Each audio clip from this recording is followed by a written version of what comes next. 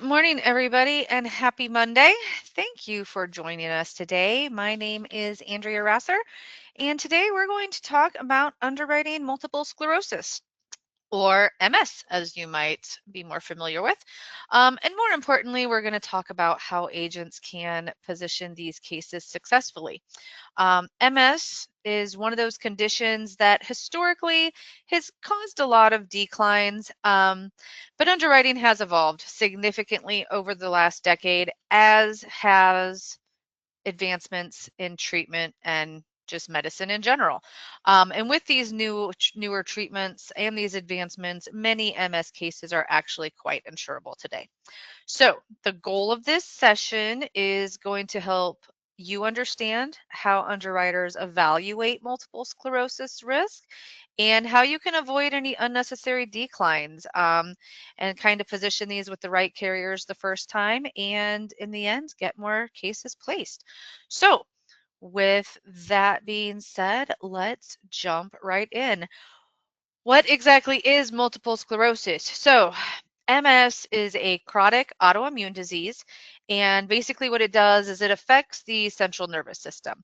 The immune system attacks the myelin sheath, which is that protective covering around the nerves.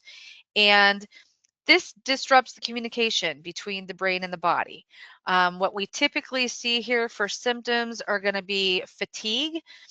Sometimes it'll come with vision problems, muscle weakness, balance issues. There can be cognitive changes.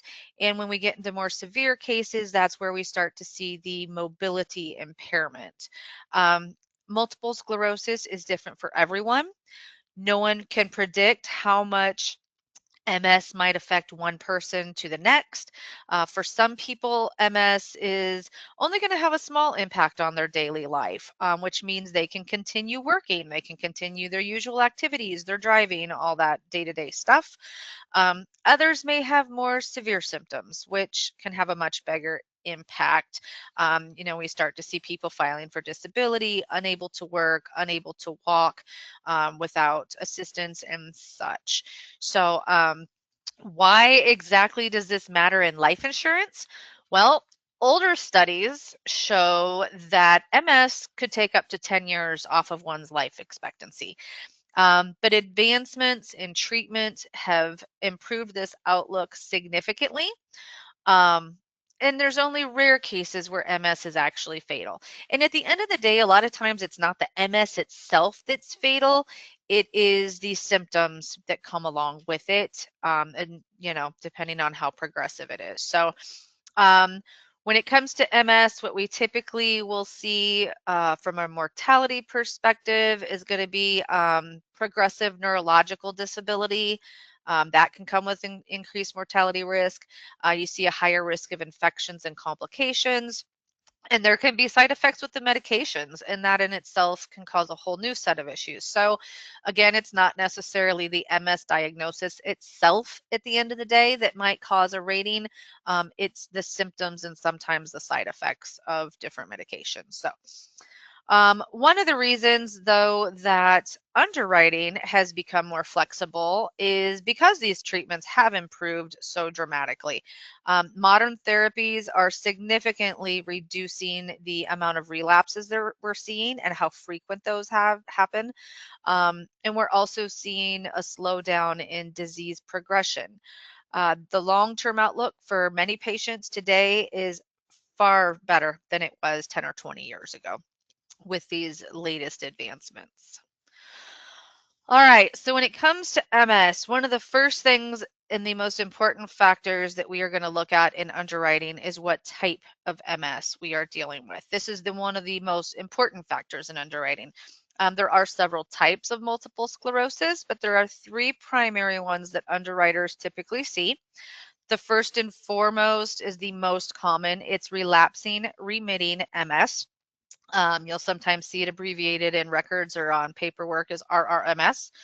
This form is going to account for about 85% of the cases we see. Patients experiencing symptoms when we're in the middle of their symptoms, we call those relapses, and then those are followed by a period of improvement or remission. So when, you're talking to a client and they start talking to, they've been in remission for 2 years, that doesn't mean the MS is gone. It just means they haven't had any significant symptoms. They're not in the middle of an episode or a relapse.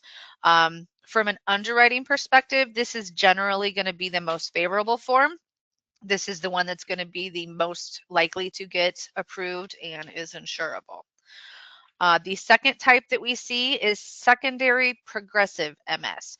This typically occurs when someone was initially diagnosed with our RMS, but later down the road, the disease becomes steadily progressive and more consistent.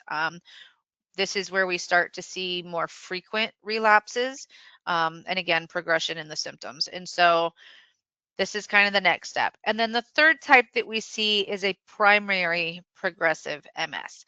This is where the symptoms gradually worsen from the beginning. There's no clear remission periods. They're constantly in a state of relapse. This progressive form typically will carry a higher underwriting risk. And so whenever possible, the agent should always determine exactly which MS the client has been diagnosed with. What do their doctor's records say? What is the physician calling it? Because at the end of the day, that's going to be what it comes down to when it comes to underwriting and being able to get those approved. So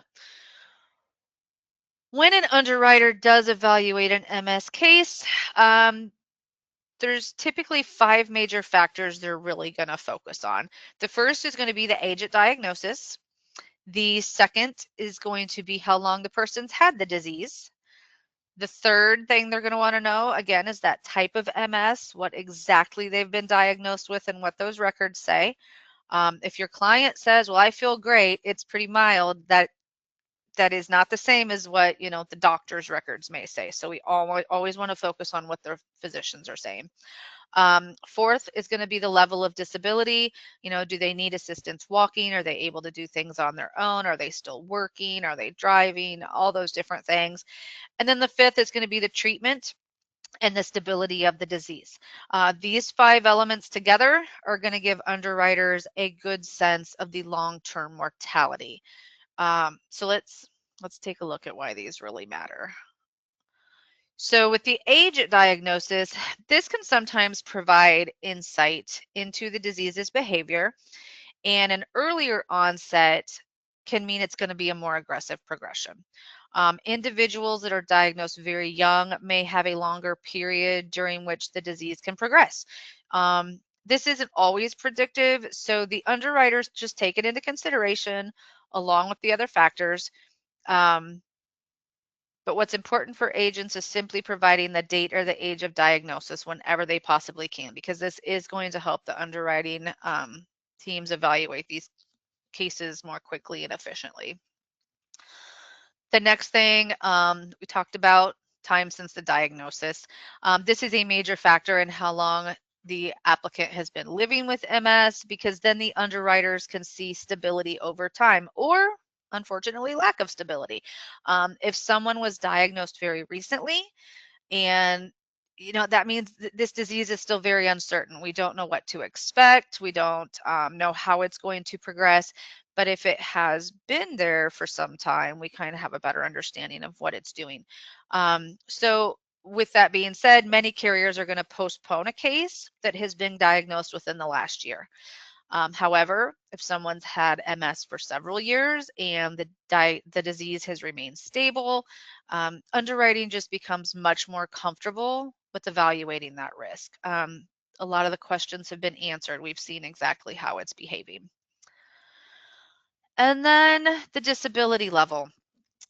This is often one of the single biggest factors in the underwriting decision. Underwriters look very closely at the applicant's functional ability. They're going to ask questions like, can this person walk unassisted? Do they require a cane or a walker? Are they working full-time? Is it interfering with their job? Is it interfering with their daily activities? Are there any limitations there? Someone with mild symptoms who remains fully active may still qualify for coverage with a rating, maybe even without. That's slim pickings, but it does happen. But if mobility is significantly impaired, they aren't able to work, they aren't able to participate in daily activities. This is where the underwriting risk does increase substantially. We start seeing those higher rate classes, we start seeing those declines. So the disability level is absolutely key when you're talking to somebody who does have MS. Um, think, if you will, Christina Applegate. She was actively working, making movies, making TV shows, and MS came on hard and heavy. Hers is clearly very progressed, and she is, does require assistance. This is the kind of situation that's going to look and appear more severe. And then, of course, medications. There's many modern MS medications that do help control this disease progression and that does reduce the relapse frequencies. Some of these drugs are listed here: Ocrevus, Tysarbi. These are the ones we see pretty commonly. Sometimes we see steroids.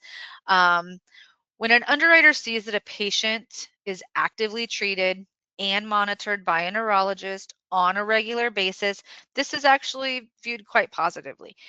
Some people may see this list of meds and think, oh, those are going to be a decline. No, we want to see that it's being actively managed. There's nothing wrong with being on these medications. We just want to see consistency, stability. We want to see compliance, that they're taking them on a regular basis.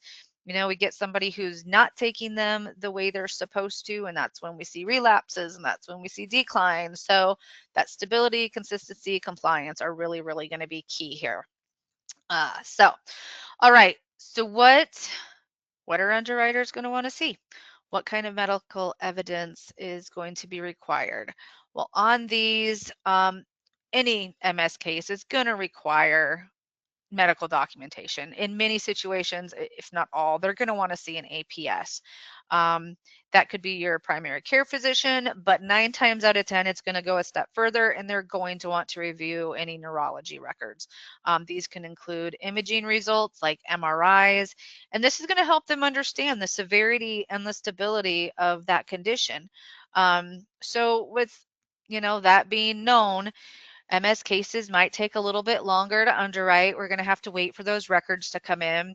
Yes, we do have a lot of carriers that are using background reports and electronic health records, and sometimes those come in handy. Sometimes those show us things that automatically eliminate the case, unfortunately. Sometimes it gives them just a little bit of info on like the prescription history, but 9 times out of 10, those won't be enough, and we will need full records from a primary care and a neurologist. That way we can see all the office notes, all the testing, all the imaging, and really track that progression, stability, compliance, etc. So we have everything now. What are our typical underwriting outcomes going to look like? Best case scenario are typically going to be individuals that have that RRMS, or relapsing remitting multiple sclerosis. This is going to come with minimal symptoms, and several years of stability always helps anyone's cause. So that's where we're going to see the most favorable options. They may qualify for a more moderate rating, depending on the carrier, depending on the symptoms and just the severity, all that comes into play. And then on the more complex cases where there are more symptoms or there's more frequent relapses, these are going to be where we receive the higher ratings. And then again, unfortunately, we get into severe cases with significant disability. These are likely to result in a decline, unfortunately. But again, it is very case specific. So I always recommend you shop those just to be sure, because you never know what we might find. Some of the red flags that we're going to look for, the things that are instantly going to get an underwriter's attention, are going to be, again, frequent relapses. If this is something that is happening often, the numbness, the weakness, the fatigue, and it's constant and ongoing, that's going to be a red flag. Rapid progression, if this came on suddenly and all the symptoms are there and they're not going away and they're progressing and getting worse, and there's no stability with medications, this is going to be a red flag. Hospitalizations, if we're seeing multiple hospitalizations, this is going to be concern to pause, take a look at that. Cognitive impairment in any situation, whether it's MS or other, cognitive impairment is typically going to be a decline. That's just something that we can't get around, and that's with or without MS, honestly. And then again, significant mobility limitations. If you see these issues in a case, it's usually best to get underwriting involved very early. I cannot promise you that we will find a home for this case if it is progressed, and that's an unfortunate reality. But what I can promise you is that we will reach out to every single potential carrier and make sure there's no options. Um, or if nothing else, find the few options that are available and make sure we're not wasting your time or the client's time on something that will be a decline. So it's still is useful to get us involved early so that we can determine if it's worth pursuing. Hopefully it is. Again, can't promise it is, but do promise that we will do everything we can to find a carrier if there is one out there for them. So when it comes to positioning these cases, when we do get them in front of the underwriters, this is where the agents can make a really big difference and where we have the biggest impact. Underwriters appreciate good case notes. The more we can provide them up front, the better. The less they have to go chase around doctors for, the better. So if we can instantly, right up front, give them a diagnosis date, that type of MS, a list of the medications, uh, details on the last relapse or how often the frequency of those, and their current functional status. If we can include those details up front, underwriting can evaluate the cases much more efficiently. I always recommend a good cover letter in these situations. And if you're not comfortable writing one, I can absolutely assist with that. But this is a situation where informal underwriting in advance of an application is always very, very helpful. Again, we don't want you or your client wasting time on something that can't go anywhere or can't go anywhere with the first carrier you looked at. We need to make sure it's a carrier that's going to be a good fit. Um, Underwriting, pre-screening these is going to allow you to get that preliminary feedback from all the carriers before you go through the whole process of a formal application and medical records. And that's going to just help prevent any unnecessary declines and identify that most favorable carrier. The risk appetite for carriers today varies significantly from one company to the next. I said it 100 times probably just in the last 2 months alone, but all carriers are not created equally. They all use different reinsurance guidelines. They all have proprietary carve outs, and there's just so much more that goes into it than opening up a field underwriting guide. It can go much deeper than that. And so, again, it's just always good to shop these out. Always want to encourage that so that we go to the right carrier the first time and don't have to pivot on the back end and have a frustrated client on your hands.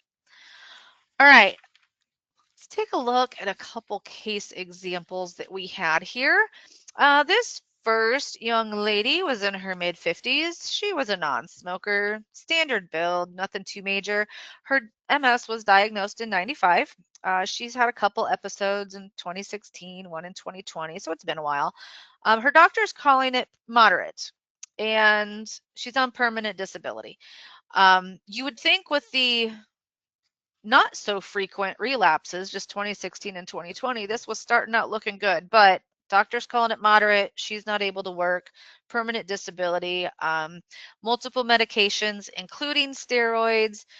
She did stop the injectables due to the side effects, so that happens unfortunately. But some of her current symptoms were balance issues, fatigue, the arm, face, and leg numbness. She had brain fog, so we're looking at cognitive issues there.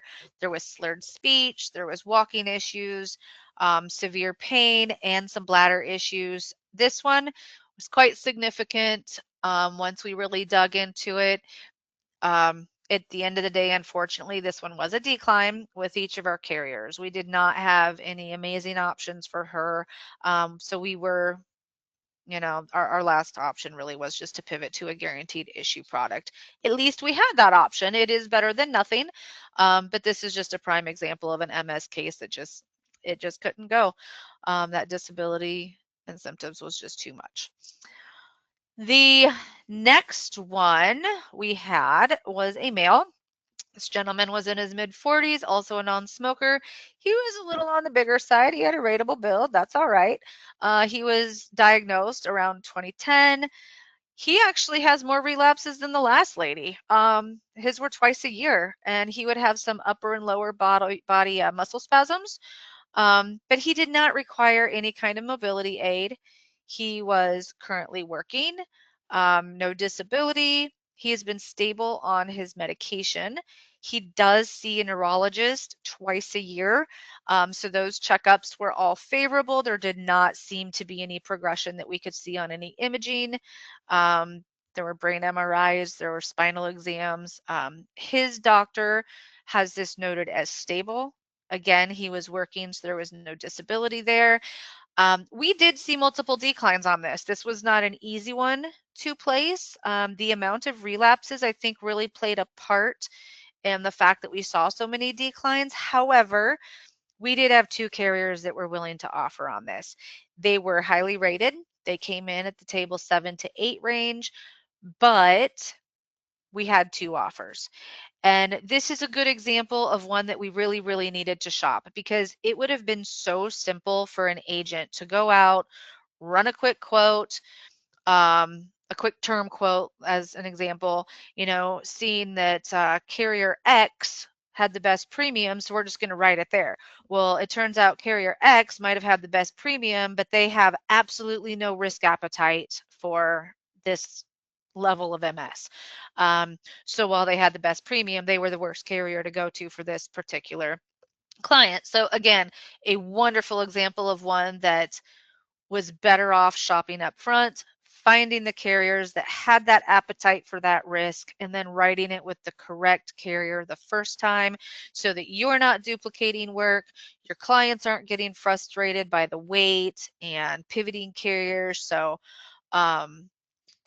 this one is just a prime example of why pre-screening with me and doing informal underwriting on these can make a huge difference in the success of placing that case at the end of the day. And at the end of the day, if the client's not going to accept table 7 or 8, why wouldn't you want to know that up front? Then we pivot to another alternative, and oftentimes there are other alternatives. So that's just another little food for thought there. All right, I'll get off my soapbox. Okay, case number 3. Looks like we actually misnumbered these. Sorry. So this was a female. She was also in her mid-50s, non-smoker. She had a preferred build.